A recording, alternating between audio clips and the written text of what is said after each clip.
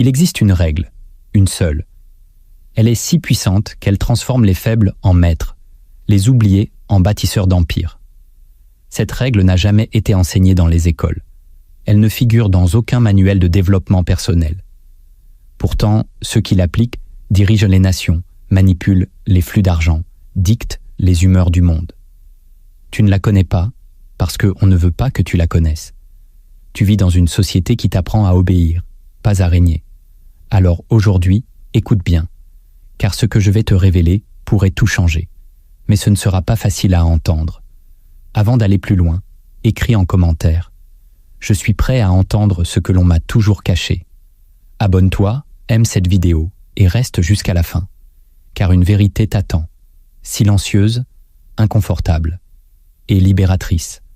Depuis l'Antiquité, ceux qui possèdent les clés de la richesse ne parlent jamais en ligne droite. Platon parlait de la caverne, mais les maîtres, eux, savaient déjà que la lumière n'était qu'un outil de domination. Machiavel, dans son silence le plus stratégique, a compris que l'argent n'est pas un objectif, mais une conséquence d'un certain regard sur le monde.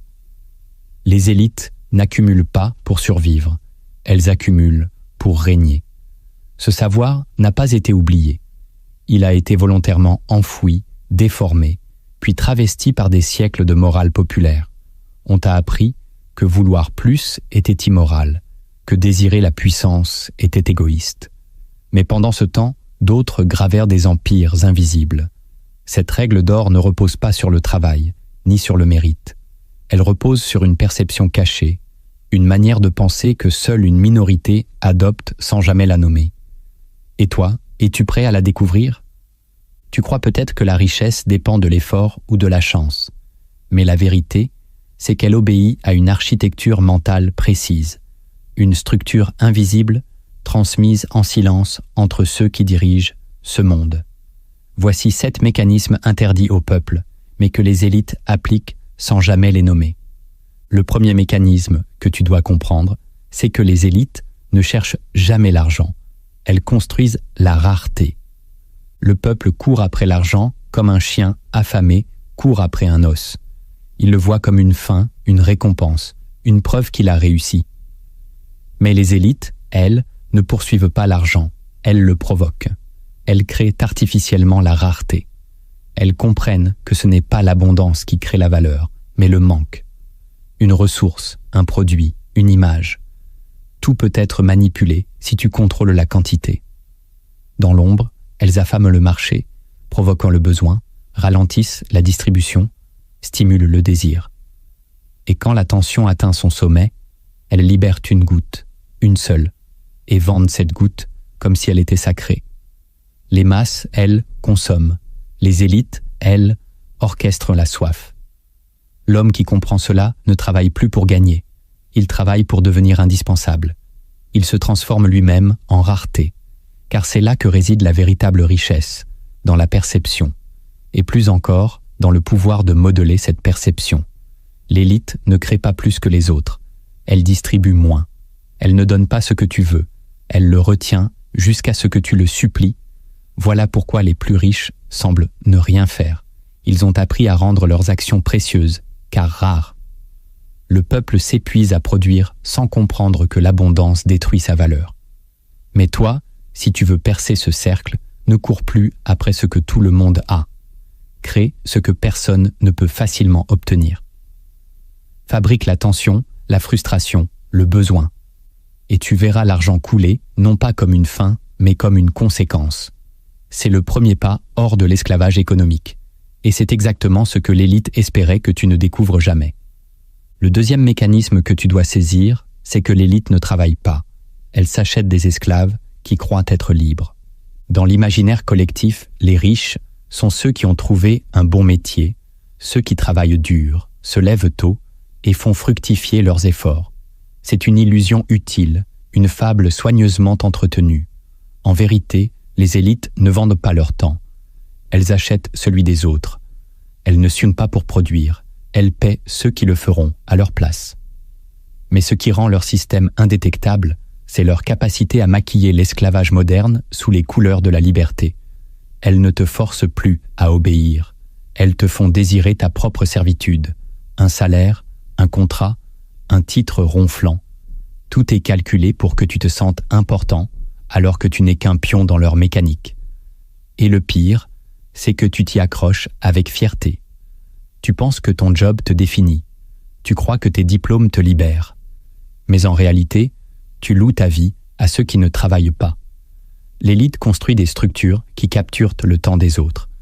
Elle transforme les masses en rouages dociles d'un système qui ne leur appartient pas.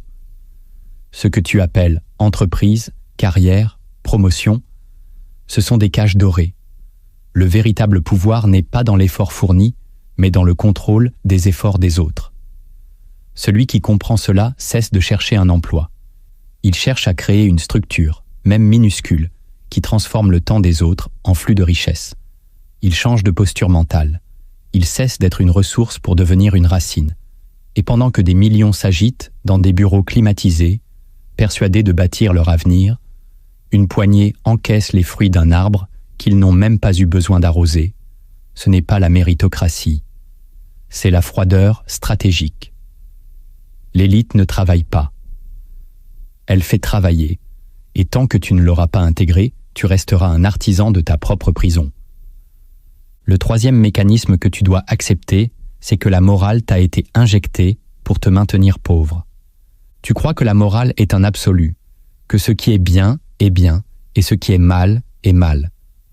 Mais cette pensée est naïve, car en réalité, la morale populaire a été façonnée comme une camisole, une arme de contrôle psychologique. Dès l'enfance, on t'a répété que vouloir plus était de l'avidité, que prendre des risques était de l'arrogance, que posséder était suspect. On a érigé la pauvreté en vertu, et l'on a couronné de honte ceux qui osaient se détacher du troupeau. Pourquoi ? Parce qu'un peuple docile est un peuple contrôlable. Et rien ne rend un être humain plus docile qu'une morale qu'il croit venir de lui. Pendant que toi tu hésites, rongé par la peur d'être égoïste ou matérialiste, d'autres accumulent en silence. Ils ont appris très tôt que la morale n'est pas universelle. Elle est contextuelle, mouvante et surtout programmable. Celui qui contrôle les récits moraux contrôle le comportement des foules. Et si tu doutes, regarde comment on glorifie les sacrifices silencieux, la souffrance méritante, les métiers sous-payés. Ce sont les martyrs modernes d'un système qui récompense l'obéissance émotionnelle.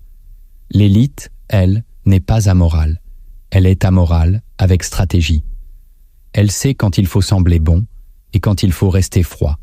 Et surtout, elle sait que la vraie bonté commence par l'indépendance. Tu ne peux pas aider le monde si tu es toi-même une victime de ces chaînes mentales. C'est pourquoi tu dois réévaluer ta morale, te demander d'où elle vient, à qui elle profite. La vraie richesse commence par une désobéissance mentale. Et parfois, il faut tuer la morale qu'on t'a donnée pour faire naître la conscience qui te libère. Tant que tu croiras que le confort est une trahison, tu resteras pauvre, dans tes poches, dans ta tête et dans ton destin. Le quatrième mécanisme que tu dois intégrer, c'est que la richesse ne suit pas la logique. Elle obéit à la narration.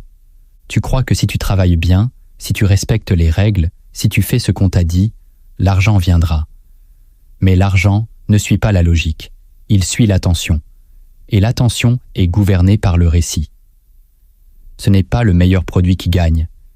C'est celui qui raconte la meilleure histoire. Ce n'est pas l'homme le plus compétent qui attire l'abondance. C'est celui qui maîtrise le théâtre social. Les élites le savent depuis toujours. L'humain n'est pas rationnel. Il achète avec son imaginaire, il suit ce qui brille, il sacralise ce qui l'émeut. Voilà pourquoi elles investissent dans les symboles, dans les images, dans le storytelling. Elles savent que pour vendre une idée, il ne faut pas convaincre. Il faut hypnotiser. Elles ne cherchent pas la vérité, elles construisent des vérités crédibles. Et pendant que tu t'acharnes à perfectionner ton produit, d'autres manipulent la perception. Ils transforment du vide en prestige, de l'ordinaire en luxe, de l'inutile en indispensable. Ce pouvoir est immense, car il déplace l'argent sans toucher à la réalité. Il déplace les foules sans effort physique. Il déplace les croyances sans guerre. Celui qui comprend cela change sa manière de penser. Il ne se demande plus « est-ce logique ?» Il se demande est-ce désirable? Car la valeur n'est jamais dans l'objet. Elle est dans l'histoire qu'on raconte autour de l'objet. Et c'est pour cette raison que tu vois certains devenir riches avec des idées absurdes, pendant que d'autres, brillants, s'éteignent dans l'anonymat. La logique est un outil, la narration est une arme, et celui qui la manie peut changer le cours de sa vie sans changer la réalité autour de lui. C'est ainsi que les élites bâtissent leur fortune, non pas sur le réel, mais sur l'illusion maîtrisée. Le cinquième mécanisme que tu dois observer, c'est que les riches méprisent ce que tu convoites. Le peuple court après ce qu'on lui dit de désirer. Une belle voiture, une grande maison, des vêtements de luxe, une vie publique bien exposée. Il pense que ces symboles sont la preuve ultime de la réussite. Il pense que les élites vivent dans l'ostentation. Il a tort. Les véritables riches ne convoitent pas ce que tu convoites. Ils méprisent même ces désirs, parce qu'ils savent qu'ils ont été implantés dans ton esprit pour t'affaiblir. Ce que tu veux n'est pas naturel, c'est programmé. Ce que tu poursuis te détourne de ce qui compte réellement. Les élites, elles, ne cherchent pas à briller. Elles cherchent à contrôler ce qui brille. Pendant que tu t'endettes pour montrer ton statut, elles investissent pour que tu continues à croire que ce statut te définit. Pendant que tu rêves de vacances dans des hôtels chers, elles achètent les terrains. Pendant que tu veux être vu, elles veulent disparaître. L'élite véritable fuit la lumière. Elle fuit les foules. Elle fuit les désirs communs, parce qu'elle sait que ce qui est désiré par tous est manipulé par quelqu'un. Celui qui désire trop est vulnérable. Celui qui méprise ce que les autres convoitent est libre. Tu dois donc inverser ton regard. Regarde ce que tout le monde veut, et demande-toi qui gagne à ce que ce désir existe. Tu comprendras alors que l'élite ne vit pas dans les mêmes codes. Elle ne cherche pas l'admiration, elle cherche l'influence. Elle ne cherche pas l'apparence, elle cherche le pouvoir. Et ce pouvoir commence toujours par un détachement intérieur. Détachement du besoin d'être aimé, vu, validé. C'est ce mépris stratégique qui leur donne de la hauteur. Tant que tu resteras accroché à tes désirs dictés, tu ne feras que te battre pour la cage dans laquelle on t'a mis. Le sixième mécanisme que tu dois découvrir, c'est que la pauvreté est une loyauté émotionnelle transmise par la famille. On croit que la pauvreté est une question de malchance, de système injuste, de manque d'opportunités. Mais ce que personne ne t'a dit, c'est qu'elle est souvent une fidélité silencieuse. Une loyauté affective envers ceux qui t'ont élevé, aimé, nourri. Dans l'inconscient, vouloir s'élever au-dessus de ses parents, dépasser son milieu, créer une rupture de niveau de vie, c'est comme trahir. C'est dire « je ne veux pas vivre comme vous ». Et cette phrase, même si elle n'est jamais prononcée, brûle dans la mémoire familiale. Alors, beaucoup échouent sans comprendre pourquoi. Ils sabotent leur propre ascension. Ils refusent inconsciemment la richesse parce qu'elle les éloignerait de leurs racines. L'enfant pauvre devenu adulte croit qu'en réussissant, il abandonnera les siens. Et parfois, il préfère rester en bas plutôt que d'avoir à affronter ce conflit intérieur. Les élites, elles, ne souffrent pas de cette tension, parce que dès l'enfance, elles sont conditionnées à se percevoir comme différentes, supérieures, sélectionnées pour autre chose. Elles n'ont pas besoin de rompre. Elles commencent ailleurs. Mais toi, si tu viens d'un monde brisé, tu dois comprendre que ton lien affectif avec la pauvreté est réel. Tu dois l'observer sans honte. Tu dois le traverser sans culpabilité. Et surtout, tu dois apprendre à honorer tes origines, non pas en répétant leur douleur, mais en brisant leur malédiction. Devenir riche, ce n'est pas trahir tes parents.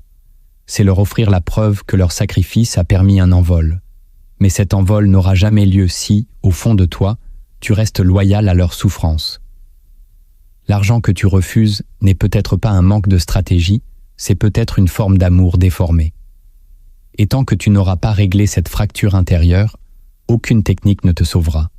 La liberté commence par un détachement affectif, et ce détachement, seul toi peux l'oser. Le septième mécanisme que tu dois réveiller en toi, c'est que l'argent va toujours à ceux qui le traitent, sans émotion. Tu veux devenir riche, mais tu ressens encore de la peur quand tu parles d'argent, de la honte quand tu en gagnes trop, du stress quand tu en perds. Tu crois qu'être attaché à l'argent t'aidera à mieux le gérer. C'est l'inverse. Plus tu ressens, plus tu perds. Car l'argent est une énergie froide. Il obéit à ceux qui ne tremblent pas devant lui. Ceux qui prennent des décisions même quand ils ont peur. Ceux qui savent perdre sans sombrer, gagner sans s'attacher. L'élite traite l'argent comme une matière. Elle le déplace, l'investit, le retire, le détruit, sans pleurnicher. C'est cette absence d'émotion qui leur donne un avantage stratégique. Pendant que toi tu paniques devant un chiffre, eux agissent avec précision. Tu veux le secret ? L'argent va à ceux qui le méprisent juste assez pour ne pas le servir, mais qui le respectent assez pour le manier sans trouble. Tu ne dois pas aimer l'argent. Tu ne dois pas le haïr non plus. Tu dois devenir un esprit au-dessus de lui. Et pour cela, il faut te détacher. Pas te détacher comme un moine, mais te détacher comme un stratège. Il faut désensibiliser ton rapport affectif à la richesse. Chaque émotion non maîtrisée est une faiblesse que le système exploite. Les promotions t'achètent avec de la peur. Les dettes t'enchaînent avec de la honte. Les dépenses impulsives te détruisent avec de l'orgueil. Tout cela est émotionnel. Celui qui veut régner sur sa vie financière doit commencer par tuer l'enfant blessé en lui. L'enfant qui voulait que l'argent le sauve. L'adulte, lui, sait que l'argent n'a pas d'âme. Et que c'est très bien ainsi. Ne cherche plus à ressentir quelque chose en gagnant de l'argent. Cherche à bâtir une structure, froide, utile, efficace. Et tu verras, quand tu seras devenu insensible à la chaleur de l'argent, c'est lui qui viendra vers toi. Tu as vu les mécanismes visibles. Mais ce que les élites cachent le plus, ce sont leurs vérités silencieuses. Celles qu'elles ne prononcent jamais, mais qui dirigent tous leurs choix. Voici maintenant les lois invisibles qui façonnent leur monde intérieur, et que le peuple n'est jamais censé découvrir. La première vérité dérangeante, c'est que l'élite ne veut pas ton échec. Elle veut ton attention. Tu penses que les élites veulent t'écraser, t'empêcher de réussir, t'humilier et te maintenir en bas. C'est faux. Elles n'ont pas besoin de te détruire. Elles n'ont même pas besoin que tu échoues. Ce qu'elles veulent, c'est ton regard, ton esprit, ton temps, ton attention. Car là où se pose ton attention, là se dirige ta vie. Chaque jour, sans le savoir, tu verses ton énergie mentale à un système qui t'utilise comme carburant. Tu crois te divertir, mais tu es distrait. Tu crois t'informer, mais tu es programmé. L'élite ne se bat pas contre toi. Elle t'ignore, mais elle veut que tu continues à la regarder. Elle te donne des idoles, des scandales, des polémiques, des jeux, des récompenses. Elle te fait croire que tu participes à quelque chose. Mais en réalité, tu n'es qu'un spectateur, un suiveur, un consommateur de mirages. Et pendant que tu donnes ton attention, elle construit son pouvoir. L'attention est la monnaie du monde moderne. Elle est plus précieuse que l'or, plus puissante que la politique, plus stable que la monnaie. Celui qui la capte règne, et celui qui l'offre se vend. Alors regarde-toi. À quoi donnes-tu ton attention ? Qui habite ton esprit quand tu ne réfléchis pas ? Qu'est-ce qui détourne ton focus de ta propre vie ? L'élite a compris que pour affaiblir un peuple, il ne faut pas l'opprimer. Il suffit de le fasciner, de le captiver avec des futilités jusqu'à ce qu'il oublie qu'il était né pour créer. L'argent vient à ceux qui contrôlent l'attention des autres et fuit ceux qui la dispersent sans conscience. Ce n'est pas ton échec qui les intéresse, c'est ton regard. Et tant que tu n'apprendras pas à fermer les yeux sur ceux qui ne t'élèvent pas, tu resteras prisonnier d'un théâtre que tu n'as jamais écrit. La deuxième vérité dérangeante, c'est que la richesse réelle commence quand tu cesses de chercher à être compris. Tu veux réussir, mais tu veux aussi qu'on t'aime. Tu veux créer quelque chose de grand, mais tu veux que tout le monde t'applaudisse, que ta famille te soutienne, que tes amis comprennent ta démarche. Tu veux bâtir un empire, mais sans froisser personne. Cette posture intérieure est une prison douce, car la vérité, c'est que personne ne comprend les riches. Personne ne comprend ceux qui sortent du cadre, qui dérangent les normes, qui imposent un nouveau modèle. Et c'est précisément ce malentendu qui les rend puissants. Les élites savent qu'il faut renoncer à la sympathie. Elles savent que l'ascension crée toujours du rejet, de la jalousie, de l'incompréhension. Alors elles choisissent une solitude stratégique. Elles se rendent inaccessibles, hermétiques, silencieuses. Et pendant que toi, tu cherches l'approbation, elles cherchent le silence. Tant que tu voudras être compris, Tu adapteras ton discours à ce que les autres peuvent entendre. Tu réduiras ta vision. Tu ralentiras ton pas. Tu te censureras par peur de choquer. Et tu deviendras inoffensif. La richesse ne naît jamais dans le consensus. Elle surgit dans la rupture, dans l'audace, dans l'exagération calculée. L'homme libre ne cherche pas à être compris. Il cherche à être clair avec lui-même. Et si les autres le suivent, tant mieux. Sinon, il continue. Tu dois donc abandonner cette addiction au regard bienveillant. Tu dois accepter d'être jugé, trahi, incompris, seul, au nom de ce que tu veux vraiment accomplir. Et paradoxalement, c'est dans cette dissociation que naîtra ton autorité. Car le monde ne suit pas ceux qui expliquent, il suit ceux qui avancent sans permission. Si tu veux de l'argent, du pouvoir, de l'impact, oublie l'idée d'être validé. Le besoin d'être compris est une faiblesse. Et l'élite le sait, c'est pourquoi elle ne parle presque jamais, elle agit, et quand elle parle, c'est déjà trop tard pour les autres. La troisième vérité dérangeante, c'est que la souffrance est un outil de contrôle économique. On t'a dit que la souffrance ennoblit, que traverser la douleur forge le caractère, que c'est dans l'épreuve que naît la grandeur. Mais ce que l'on ne t'a jamais dit, c'est que la souffrance, dans le système moderne, est utilisée comme une technologie sociale. Elle est entretenue, stimulée, recyclée pour maintenir les masses dans une forme de dépendance silencieuse. Car un esprit qui souffre est un esprit manipulable. Il cherche du soulagement, pas de vérité. Il veut fuir, pas comprendre. Et c'est là que le marché entre en scène. Il te vend des distractions, des drogues légales, des vêtements qui te font croire que tu as de la valeur. Il te vend des coachings, des crèmes, des divertissements, des fictions, des religions toutes faites. Le capitalisme ne veut pas que tu sois heureux. Il veut que tu sois juste assez mal pour continuer à acheter. Mais pas trop mal non plus pour te rebeller. Il faut que tu restes dans cet entre-deux, pas libre, pas mort. C'est là que tu es le plus rentable. L'élite l'a compris, elle investit dans les douleurs émotionnelles, dans les insécurités sociales, dans les traumatismes familiaux. Chaque souffrance non guérie est une mine d'or pour ceux qui savent la monétiser. Et tant que tu ne verras pas la souffrance comme un piège économique, tu continueras à croire qu'elle est noble. Tu continueras à la justifier, à l'adorer, à la transmettre. Mais la vérité, c'est que la souffrance devient un piège dès qu'elle est acceptée sans transformation. Elle est peut-être inévitable. Mais l'enfermement dans la douleur est un choix ou une programmation. Tu dois guérir, non pas pour te sentir mieux, mais pour devenir moins contrôlable. Car celui qui ne souffre plus n'achète plus les illusions. Et celui qui n'achète plus les illusions devient dangereux pour ceux qui vendent du vide. La quatrième vérité dérangeante, c'est que l'élite investit toujours là où la majorité ressent du mépris. Tu crois que certaines idées sont ridicules, que certains marchés sont trop petits, que certains métiers sont honteux. Tu te dis « Je ne pourrai jamais faire ça, je vaux mieux que ça ». Mais ce dégoût n'est pas naturel. Il a été implanté, programmé, enseigné. Parce que pendant que toi tu méprises, l'élite, elle, observe. Et elle investit précisément là où personne ne veut aller. Elle sait que le mépris collectif cache une mine, un champ vierge, un désert fertile. Le mépris du peuple est le camouflage parfait de l'or économique. Regarde autour de toi. Les plus grandes fortunes ont été bâties dans des secteurs d'abord moqués, ignorés ou jugés sales. Le transport, l'agriculture, l'eau, le déchet, le numérique à ses débuts. L'élite ne se demande pas si c'est beau. Elle se demande si c'est stratégique. Elle ne suit pas la mode. Elle suit les angles morts. Et elle sait que plus une chose provoque du rejet émotionnel, plus elle est probablement rentable.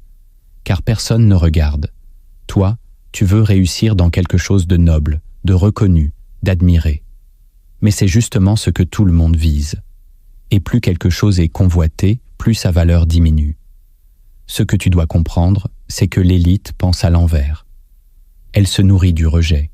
Elle se place là où personne n'oserait aller. Et quand tout le monde réalise que c'était intelligent, elle est déjà partie ailleurs. Si tu veux percer, cherche ce que les autres méprisent. Interroge-toi sur ce que tu trouves trop bas. Car c'est là, dans les ruines symboliques, que naissent les empires silencieux. Le mépris n'est pas un jugement fiable, c'est souvent une protection inconsciente contre ce qui nous met face à notre manque de courage. La 5e vérité dérangeante, c'est que l'argent est un langage et la pauvreté un accent. Tu crois que l'argent est une ressource, un outil, un moyen. Tu crois qu'il suffit de le désirer, de le chercher, de le gagner. Mais en vérité, l'argent est un langage, un code, une vibration sociale. Il a ses règles, ses expressions, ses silences. Et toi, quand tu parles argent, tu parles avec un accent de peur, de culpabilité, de besoin, de désespoir. Et cet accent, l'élite l'entend immédiatement. Elle reconnaît ceux qui viennent du manque, ceux qui supplient, ceux qui veulent t'impressionner, ceux qui se sentent illégitimes, car ces accents révèlent ton passé, tes blessures, ta position dans la hiérarchie invisible. Et comme dans toutes les sociétés, ceux qui parlent avec l'accent du bas sont écartés des cercles de pouvoir. Tu veux intégrer les sphères supérieures? Commence par écouter ton propre rapport à l'argent. Comment en parles-tu? Avec quelle énergie? Quelle émotion? Le peuple parle de l'argent comme on parle d'un dieu inaccessible. L'élite en parle comme on parle d'un outil, sans excitation, sans honte, sans théâtralité. Tu dois apprendre le langage froid de l'argent. Tu dois désapprendre le cri intérieur qui dit « Donne-moi une chance ». Tant que ton énergie financière sera vibrante de douleur, tu attireras la pitié, pas l'abondance. L'argent n'aime pas les suppliques. Il aime la structure, la clarté, la stratégie. Il fuit les émotions. Il épouse la maîtrise. Si tu veux qu'il t'écoute, parle-lui comme un égal. Et pour ça, il faut effacer ton accent. Non pas renier ton histoire, mais la transcender. Le véritable riche n'est pas celui qui possède. C'est celui qui parle la langue de l'abondance sans chercher à convaincre. Et ce langage commence dans le silence de l'intérieur. Et maintenant, réponds-moi honnêtement. Écris en commentaire. Ai-je grandi avec un accent de pauvreté sans le savoir?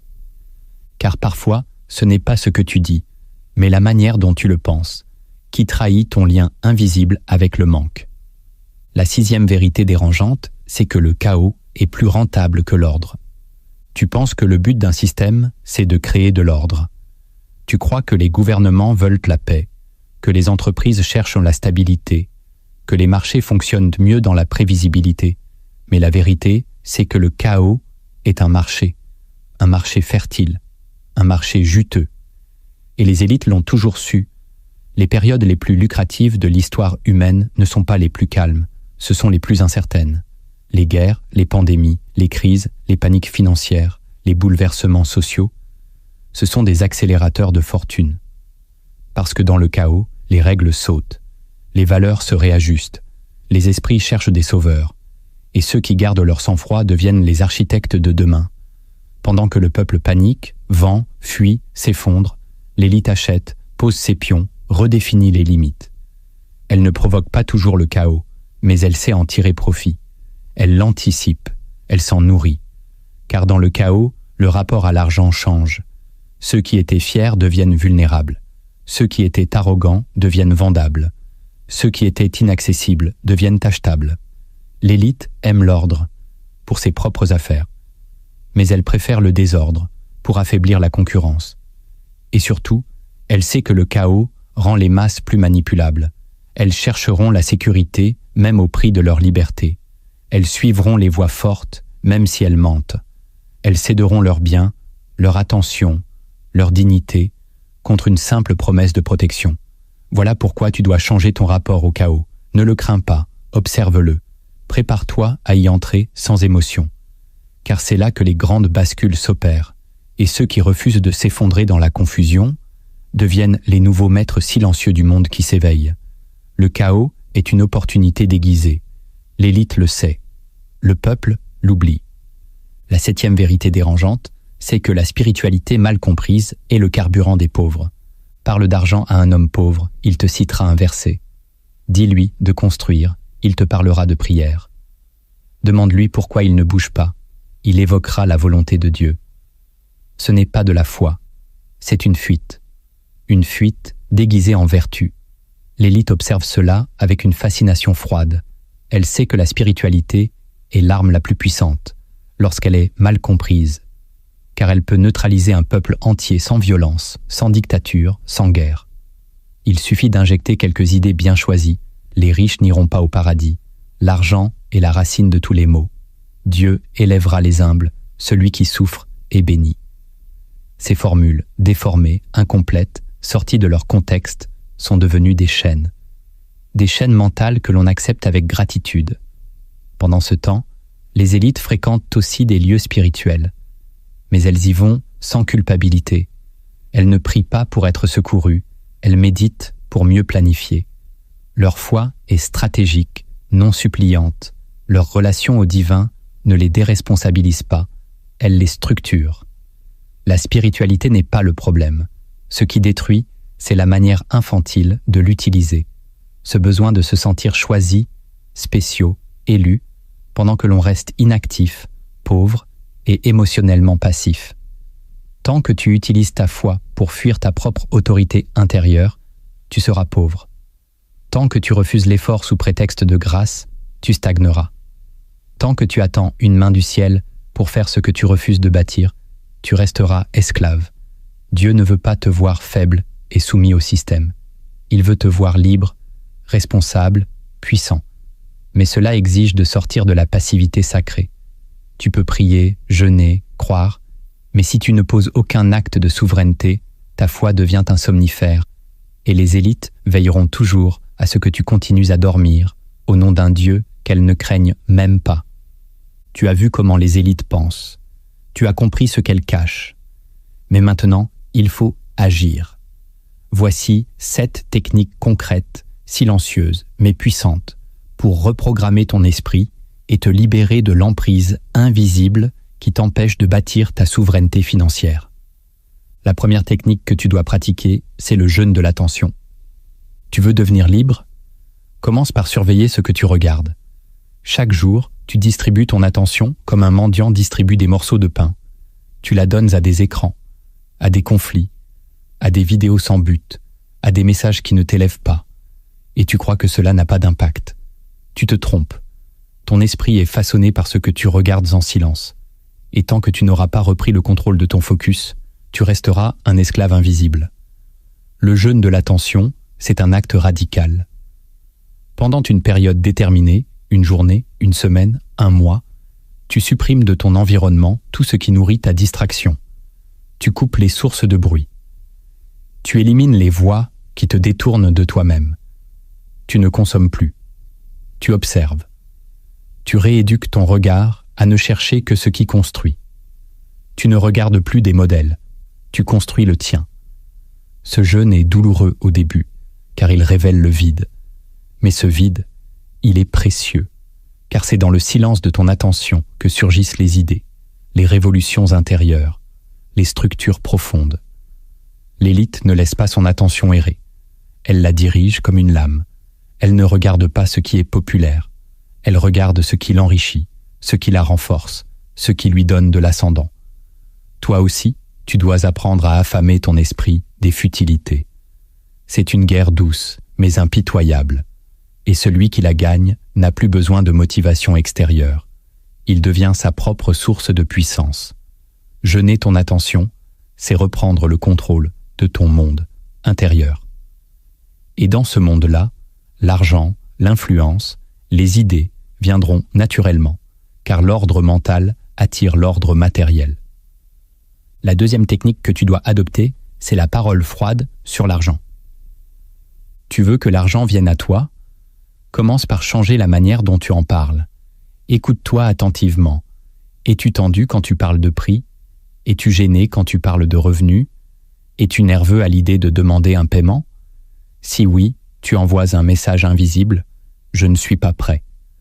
La parole froide, c'est cette capacité à parler d'argent comme d'un outil, sans honte, sans excitation, sans émotion inutile. C'est une voix qui ne supplie pas, qui ne s'excuse pas, qui ne tremble pas. Elle est ferme, claire, tranquille. Quand tu dis ton prix, tu ne le justifies pas, tu ne le diminues pas, tu ne l'adaptes pas à la peur de l'autre. Tu le poses et tu laisses le silence travailler. Cette posture crée un champ d'autorité. Elle signale que tu as quitté le monde de la demande pour entrer dans celui de l'offre. Parler de l'argent froidement ne veut pas dire être insensible. Cela veut dire être souverain. Tu ne quémandes plus. Tu déclares. Tu ne négocies pas ta dignité. Tu incarnes une valeur. Et c'est cette incarnation qui attire le respect et les contrats. Si tu veux que l'argent te respecte, commence par ne plus le dramatiser. Ne lui donne pas un pouvoir qu'il n'a pas. Ne l'idolâtre pas, ne le maudis pas. Place-le à sa juste place, un serviteur, et traite-le comme tel, dans ta parole. C'est un exercice, un entraînement quotidien.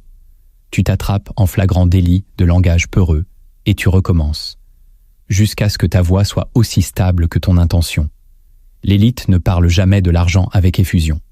Elle parle de stratégie, d'opportunité, de flux. Toi aussi, apprends ce langage. Car celui qui maîtrise sa bouche attire les portes qui résistent à ceux qui s'excusent de vouloir vivre mieux. La troisième technique que tu dois maîtriser, c'est l'observation du mépris. Là où les gens rient, là où ils haussent les épaules, là où ils disent « jamais moi », c'est là que tu dois regarder avec intensité. Le mépris collectif est un signal, un marqueur d'opportunité. Il te montre les zones que personne n'explore, les sentiers que les masses abandonnent, et donc les territoires que l'élite pourra conquérir sans résistance. Mais pour transformer ce mépris en levier, tu dois l'observer sans réagir. Tu ne dois pas te défendre. Tu ne dois pas te justifier. Tu dois simplement prendre note. Le peuple méprise ce qui lui fait peur. Il méprise ce qu'il ne comprend pas.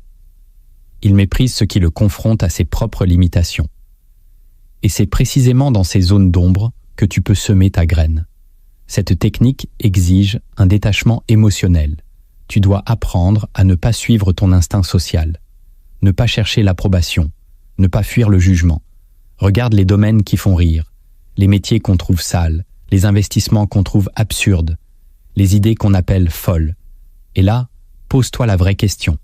Est-ce risqué ou est-ce simplement mal perçu? L'élite ne cherche pas ce qui est beau, elle cherche ce qui est vide. Et elle remplit le vide pendant que les autres cherchent à le fuir. En pratiquant cette observation, tu affûtes ton œil stratégique. Tu repères les angles morts. Tu deviens un chasseur silencieux d'or psychologique. Et un jour, tu te réveilleras propriétaire d'un territoire que tout le monde avait méprisé, avant de le regretter. Ne suis plus les regards, suis les absences de regard. Là où personne ne regarde, quelque chose pousse. La quatrième technique que tu dois ancrer, c'est la rupture avec la loyauté invisible. Tu veux avancer, mais quelque chose en toi freine. Ce n'est pas la peur du futur, c'est la loyauté au passé. Une loyauté muette, profonde, envers ceux que tu aimes. Tu veux gagner de l'argent, mais sans trop t'éloigner, sans trop briller, sans trop changer. Parce que tu sais que si tu montes trop haut, certains ne te comprendront plus.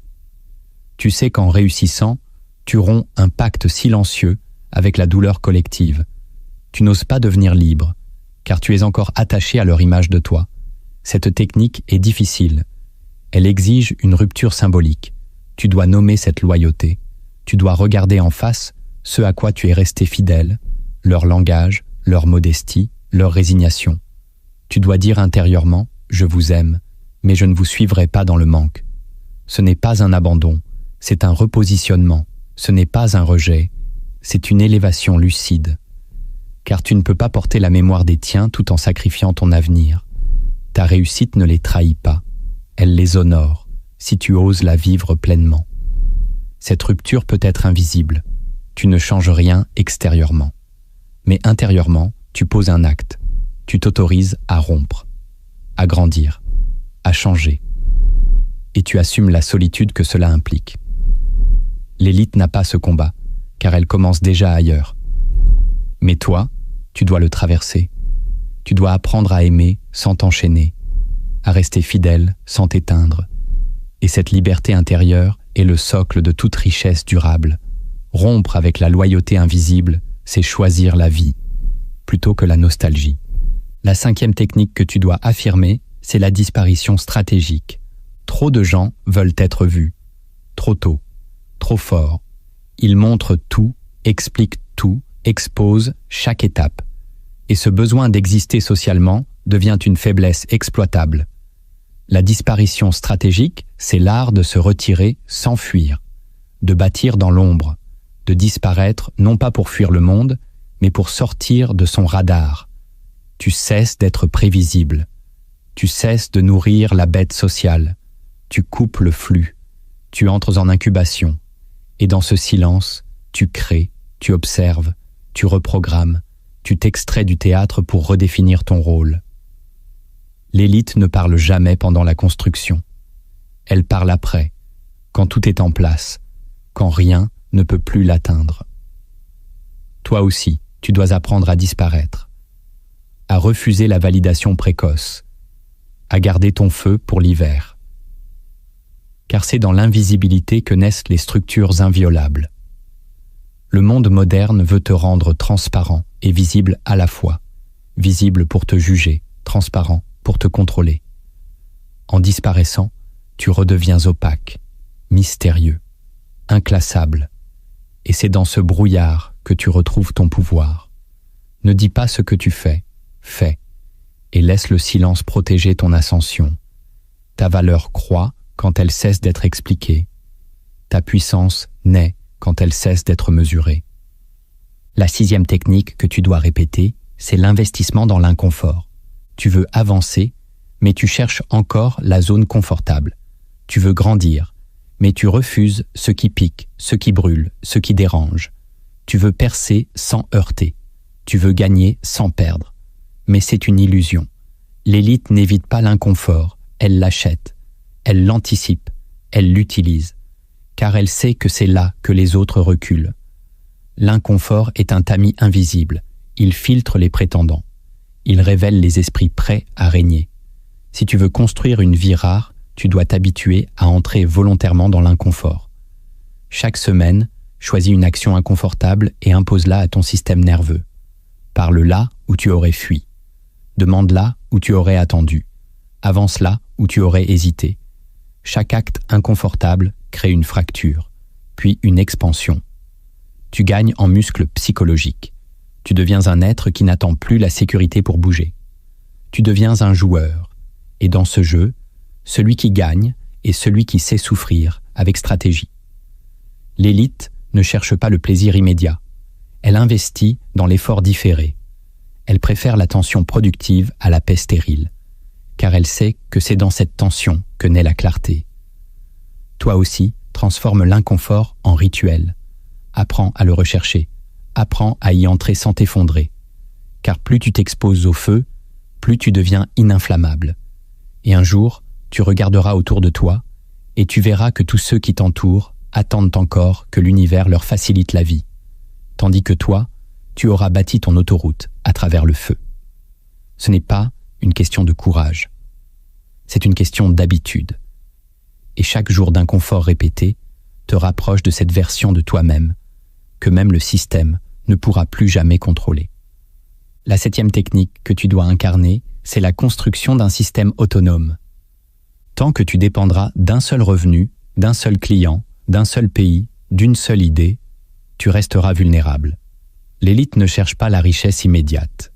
Elle cherche la stabilité structurelle. Et cette stabilité ne vient pas de la quantité d'argent, mais de la multiplicité des sources. C'est là que réside le pouvoir. Dans l'architecture, pas dans la somme. Toi, tu dois commencer dès maintenant à penser en système, quelle que soit ta position actuelle. Un système, c'est un flux que tu n'as plus besoin de surveiller constamment. C'est une machine que tu construis une fois et qui continue à tourner, même quand tu dors, même quand tu souffres, même quand tu doutes. Ce système peut être simple au départ. Un contenu régulier qui attire, un produit qui tourne sans toi, une présence numérique qui parle en ton absence. L'important, ce n'est pas la taille, c'est la logique. Chaque pièce doit nourrir les autres. Chaque action doit alimenter le tout. Et surtout, tu dois prévoir ta propre disparition. Pose-toi cette question. Si je disparaissais 6 mois, est-ce que ma structure tiendrait ? Si la réponse est non, tu n'es pas encore libre. L'élite construit toujours avec cette conscience de la relève, de l'autonomie, de la résilience. Elle bâtit pour résister aux tempêtes, aux absences, aux attaques. Elle n'est pas seulement riche, elle est imprenable. C'est vers cela que tu dois aller. Tu ne veux pas seulement avoir de l'argent. Tu veux une machine, un réseau, un écosystème, car ce n'est qu'à ce moment-là que tu cesseras de courir et que tu commenceras à régner. Incarne ce système dès maintenant, même avec peu, car même une petite structure bien pensée peut devenir, un jour, un empire silencieux. Tu es allé jusqu'au bout. Tu as traversé les mécanismes invisibles. Tu as regardé en face les vérités que la majorité refuse d'entendre. Et tu as touché du doigt ce que l'élite protège farouchement, non pas des secrets extérieurs, mais des structures mentales. Car en réalité, rien n'a jamais été vraiment caché. Tout est là, sous tes yeux. Mais si peu ont le courage de voir. Ce que tu as reçu aujourd'hui n'est pas une recette. Ce n'est pas une technique de plus à accumuler dans une bibliothèque mentale. C'est une fracture, une blessure dans le voile de ta perception. Un appel à te réveiller. Tu comprends maintenant que l'argent n'est qu'un effet, que la richesse est une manifestation, pas une cause. Ce qui crée la richesse, c'est le regard. Le regard que tu poses sur toi, sur le monde, sur la douleur, sur l'inconfort, sur le mépris, sur la peur. Ce regard peut être programmé, ou il peut être réinventé. Les élites l'ont façonné en silence, génération après génération. Elles ne courent pas après les tendances. Elles les fabriquent. Elles ne réagissent pas à la crise. Elles en sortent renforcées. Elles ne cherchent pas la paix. Elles construisent des forteresses intérieures. Ce qui les rend puissantes, ce n'est pas ce qu'elles possèdent, mais ce qu'elles tolèrent. Le silence, l'incompréhension, le rejet, l'inconfort, le vide. Et toi, es-tu prêt à tolérer ces mêmes choses pour entrer dans ta propre souveraineté ? Tu n'as pas besoin de devenir comme elles. Tu n'as pas besoin d'imiter les élites. Ce serait encore une forme de soumission. Tu dois créer ta propre architecture, ta propre voie. Mais pour cela, tu devras affronter les chaînes invisibles que tu as appelées normalité. Tu devras désobéir sans faire de bruit, disparaître sans fuir, avancer sans demander la permission, répéter sans te décourager. Tu devras poser des actes que personne ne verra et que tout le monde ressentira un jour. La richesse n'est pas un objectif, c'est une conséquence, la conséquence d'un esprit qui a cessé de servir des récits qu'il n'a pas choisis, un esprit qui a rompu avec les loyautés invisibles, un esprit qui a accepté d'être incompris pour enfin être libre. L'argent viendra, la structure suivra. Mais ce n'est pas là que tout commence. Tout commence par un serment silencieux, une déclaration intérieure. Je ne veux plus survivre, je veux construire. Et cette déclaration ne se fait pas à voix haute. Elle se fait dans l'ombre, là où le monde ne regarde jamais. Alors maintenant, la vraie question est celle-ci. Que vas-tu faire de ce que tu sais ? Vas-tu refermer cette vidéo comme on referme un livre oublié ? Ou vas-tu laisser ces vérités te hanter jusqu'à ce qu'elles t'obligent à bouger ? Vas-tu retourner à ta routine, ou vas-tu entrer dans cette invisibilité féconde où se forgent les royaumes silencieux ? Rien ne changera si tu ne changes pas, et personne ne viendra t'en donner l'autorisation. C'est ta vie, ton regard, ton empire. Si ce message a résonné en toi, n'attends pas. Abonne-toi maintenant à cette chaîne, laisse un like, commente ce que tu es prêt à transformer, et partage cette vidéo avec ceux qui sont encore enfermés dans les illusions, pas pour les convaincre, mais pour leur donner une brèche, une faille dans leur routine mentale. Car parfois, il suffit d'une seule phrase pour changer une trajectoire entière. Souviens-toi, la règle d'or des élites n'est pas une phrase, c'est une posture, une manière de se tenir face au monde. Et cette posture, désormais, t'appartient.